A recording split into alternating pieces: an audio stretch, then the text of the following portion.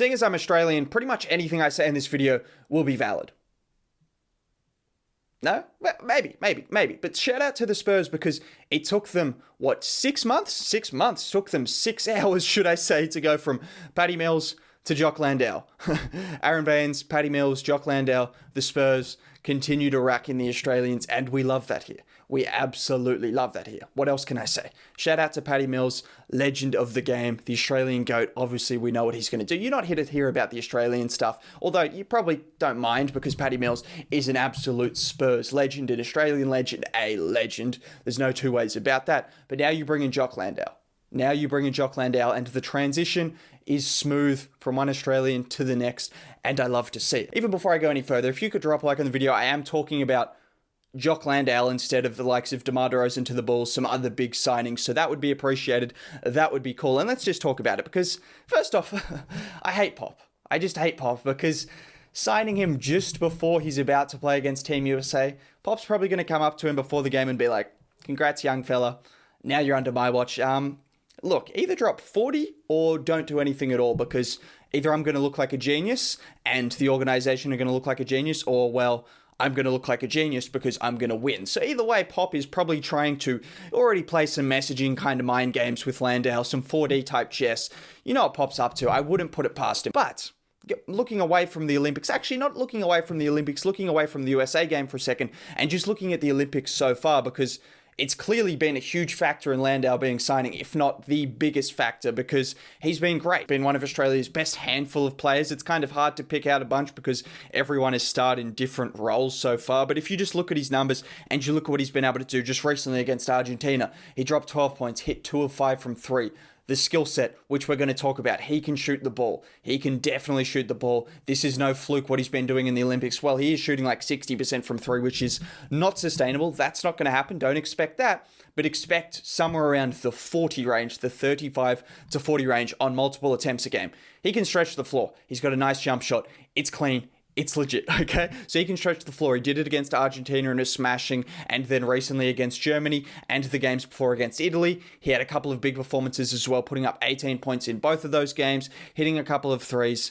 He's been good. He's been really, really good and really impressive. Defensively, he's been able to move his feet. He's played alongside Nick Kay, who is a bigger, less agile, less mobile guy, which means Landau has been forced to go out on the perimeter and move his feet, shuffle his feet, do all of those things, and he's looked pretty good. This is an NBA level competition. Of course not. There have been NBA level players for sure, but in terms of defensively, he's been passable, and offensively, I have no doubts his game will translate. As I said, this is no shooting fluke. He shot 35% or above in his last 3 seasons, including most recently in the NBL, where he shot 39% on close to 4 attempts a game. So he can shoot the 3 ball. He shot 71% from the free throw line.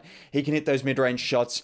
Any pick and pop action is going to be bread and butter for Jock Landau in the NBA. Any pick and pop action. But don't think that's his only offensive game. He can get in the post and he'll hit you with a hook shot, which is pretty much a universally unstoppable move, which is exciting because his best forms of offense are pretty much translatable to the NBA. You think about the pick and pop, hugely translatable. You think about hitting mid-range jump shots as a 7-footer, definitely translatable. And you think about a hook shot in the low post, which it might take a while for him to start getting post-up opportunities, but hook shots, I mean, they're just unstoppable moves. It's a reason why Kareem Abdul-Jabbar and whatnot, it's an unstoppable move. I mean, we saw Robin Lopez.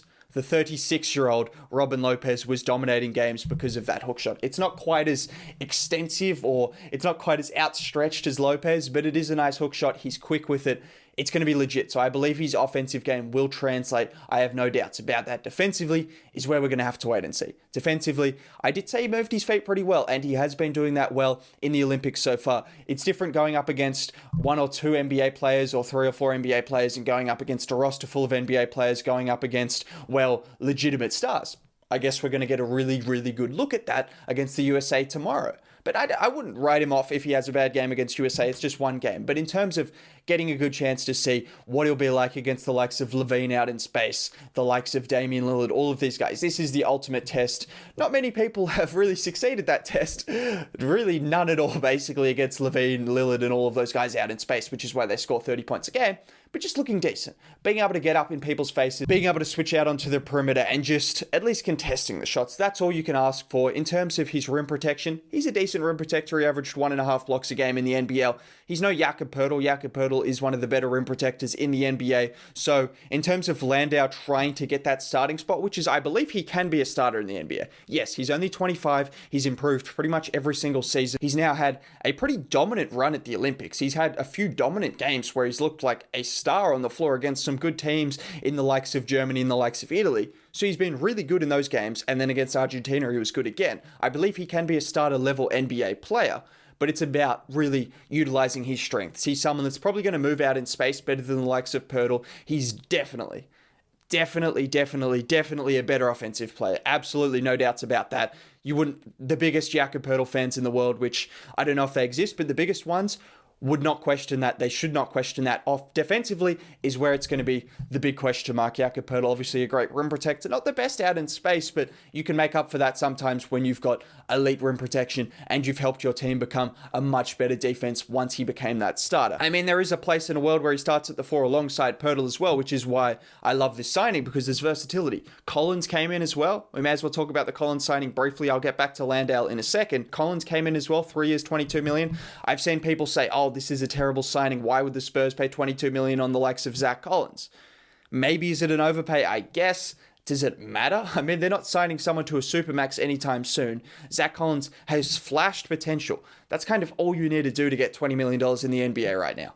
Not $20 million yearly, but $20 million over 3 years, flash some potential, and you're getting that deal, particularly for a team that is rebuilding and a team that doesn't really have to sign anyone to a max contract coming up unless Keldon Johnson takes a huge leap after this Olympics campaign. So I've got absolutely no concerns with that. He's got upside. He's got upside. That's all you can say. And Landau and Collins could definitely fit together. That would be a nice partnership. I wouldn't mind to see that in just spurts to see what that could be. But starting off, Landau is going to be the backup, in my opinion. Collins is injured currently, so he won't be there, even though he'll be more of a 4/5. Landau should be the backup to Poeltl. I believe he's a much better player than Eubanks. Just sue me. I believe he's just a much better player. He's more versatile. He does a lot of things well. And potentially he could take Poeltl's spot. And I love what the Spurs have done here, because a lot of people wanted them to get Alper and Şengün. They wanted them to get a skilled center, someone who can shoot the 3-ball, someone who can post up and do all of these things.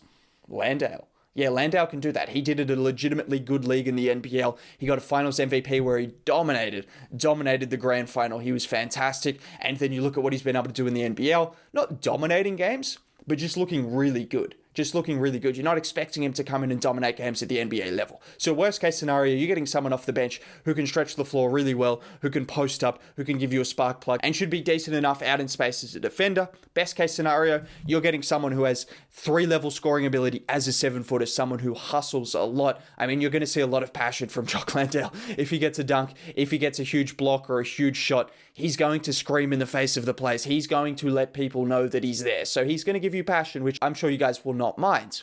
He's going to give you all those things. Just worst case scenario, that's what you're getting. Someone with hustle and a lot of skill. But best case scenario, you get the 3-level scorer that he can be, and he could prove to be, and he has proven to be at the NBA level, someone with versatility who can play the 4 and the 5. That's what I'm hoping for as an Australian. But even just as an NBA fan, I love what he brings in terms of his skill set. He's a really talented big man who's still 25, still reaching the prime of his career. And I expect him to be a key part in some variety from the start. And getting back to what I was saying, sorry, I got sidetracked. But I love what the Spurs have done. Şengün, no, don't draft him. Go for a high upside guy in Josh Primo. I've talked about this with the Spurs. They need some guys with upside because they've got a lot of good role players, and I think Landau will kind of fit that mold as well. They've got a lot of good role players. Keldon Johnson, maybe he can be a star, maybe DeJounte Murray. But they needed someone with star potential. Primo is the youngest player in the draft. Primo, with his 6'9" wingspan for a guard who can potentially guard multiple positions going forward if he puts on size, who can shoot the ball off the catch, off the dribble. I've talked about him. So you get him as a high potential guy, and then you go for someone with a similar skill set to Şengün, undrafted through free agency. It's typical Spurs business. It's smart. They got McDermott as well, so shout out to him. He's not really an unknown, is he? We kind of know what Doug McDermott's going to be. He got paid a lot, but the reality is he's a good player, good role player, and fits the Spurs kind of model. So that's cool.